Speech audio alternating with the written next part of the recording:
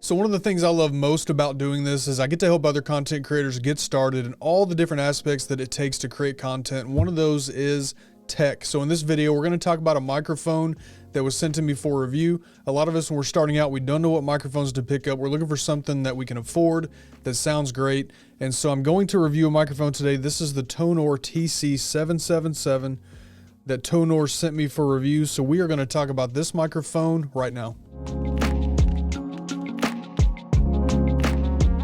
So what's going on? Welcome back to the channel. I am Ken from KenTheContentCoach.com, and once again in this video we're going to talk about the Tonor TC-777 microphone. This is a cardioid condenser microphone, USB plug and play, so let's take a look. So let's unbox the Tonor TC-777 USB condenser microphone. We do have an instruction manual out of the box, and the microphone itself does come put together. You're going to see the windscreen here that is not removable. We'll talk about that shortly. The microphone itself is a blue plastic construction microphone. We'll take off the pop filter, which is included, and you can see the microphone itself. Now the pickup pattern is right up front here. That's where you want to speak into the mic. Now this is a USB microphone. You can see the USB connected here, standard USB, plug and play. Now it does come with a tripod with an attached shock mount. You can see the shock mount here. The tripod itself does come apart from the base. And the reason I say this is because I don't like most of these tripods. So I'm going to unscrew this. You can attach this to a boom arm with standard adapters. So I'm going to do that here. Screw that onto the boom arm itself. And then you can slide the Tonor mic into the boom arm. So what I want to cover in this video are setup, the structure of the microphone itself, how it sets on your desk, how you'll use it, things like that.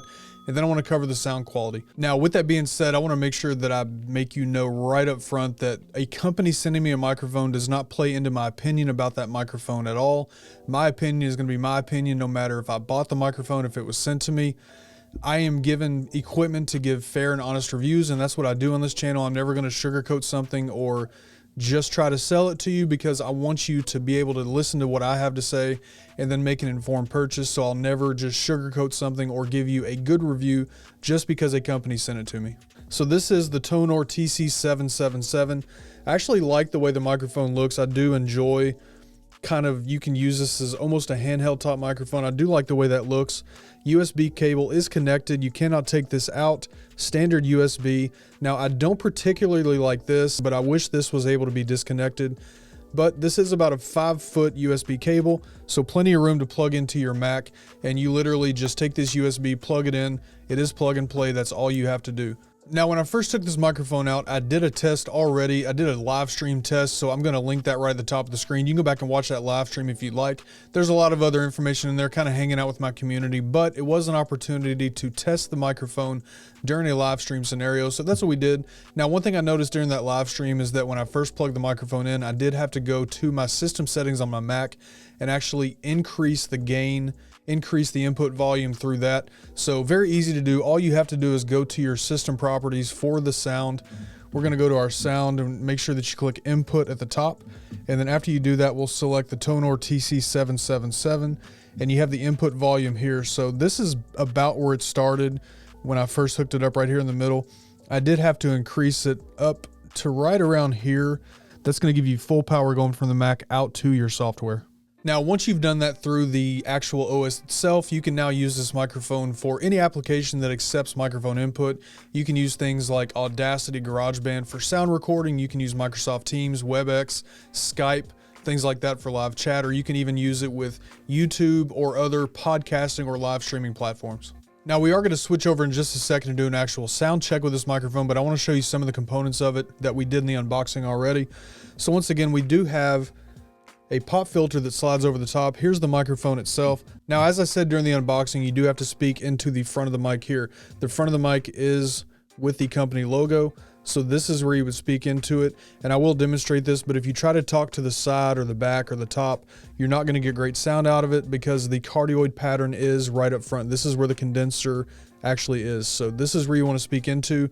That's the microphone. Now for the actual review, I'm actually going to hold it just like this, and there's a few reasons for that. I did not really like the tripod. Now, to be clear, I typically don't like any tripods that come with these microphones because they're small, they're clunky, they don't put the mic where it needs to be in order for you to speak directly into it and get the great sound. And so this was no exception. I did not like the tripod. There's a few other things I didn't like about this tripod though. First of all, I don't like that this windscreen does not come off. The windscreen not coming off kind of gets in the way. Now you can unscrew the windscreen here. This part does come off, but you're still left with the flexible stand here, and you could pull it down and wrap it around and things like that, but it's still just kind of in the way. And so there's that. Now the shock mount itself, I'm actually impressed that a shock mount did come with this microphone, but you'll see as you slide the microphone in, which I'll do,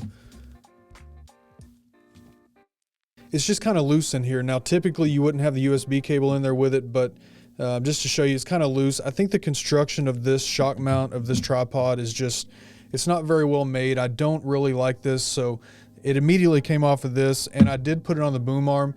Now even with the boom arm, because of the way that the shock mount is, you only really have two directions with it. Now it does swivel 180 degrees so that you can move it around, but you're gonna have to position your boom arm just perfectly for it to work. Okay, so at this point, let's go ahead and demonstrate how the mic sounds. I'm gonna switch over the inputs to the Tonor microphone so that you can hear how that sounds. I'll get this one out of the way, and then we will be demonstrating the Tonor. Okay, so now we have the sound of the Tonor TC-777. Now for this part of the video, I'm not gonna edit this audio.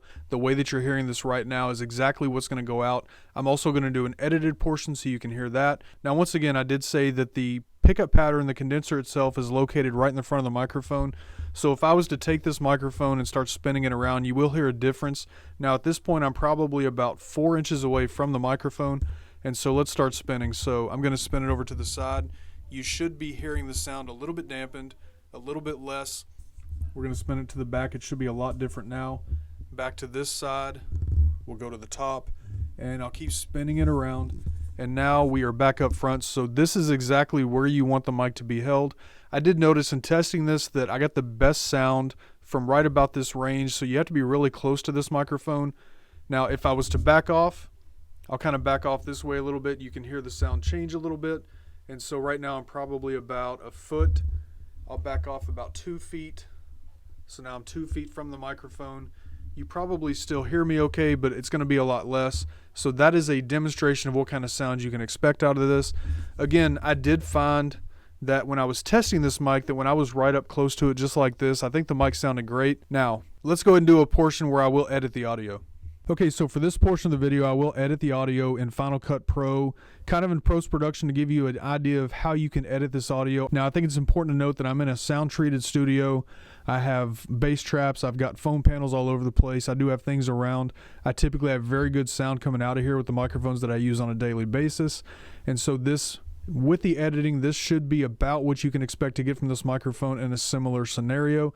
It's important to know that with a condenser mic, a condenser is going to try to pick up exactly what's in front of the mic, so it does try to block out noise from behind and to the side, but you still want to make sure that your studio or your recording space is still treated a little bit to give you that best chance for great sound. And so just a tip there, but this is edited once again, so this is what you can expect to hear after you've done some post-production. Let me know in the comments how this sounds to you, what you think about it. I'd love to know your thoughts on this. So my overall thoughts on this microphone, if you are starting off, if you're on a budget, things like that, this is a good option as a budget condenser mic. There are better options out there that you may spend a little bit more for, especially if this microphone stays down around that $25 to $30 mark. If the price goes back up to $50, in my opinion, I think that $50 price point's a little bit too high, but you get decent sound quality out of this. So if you have the right use case, then this microphone may work very well for you. The sound, I believe, is very decent. It's got a decently high quality sound. We'll call it mid-range quality. I do have some other videos planned in the future where I will kind of compare this to some other mics I have. I've seen some other reviews on this microphone and they say things like Blue Yeti killer, stuff like that. I don't know about that. I think the Yeti is a decent microphone. Again, a great budget starter mic, but we will compare those. I'm going to do a couple of videos. And so hopefully this video has helped you out. Down in the description, I will have a link if you do want to pick this microphone up. The link will be there. So check that out.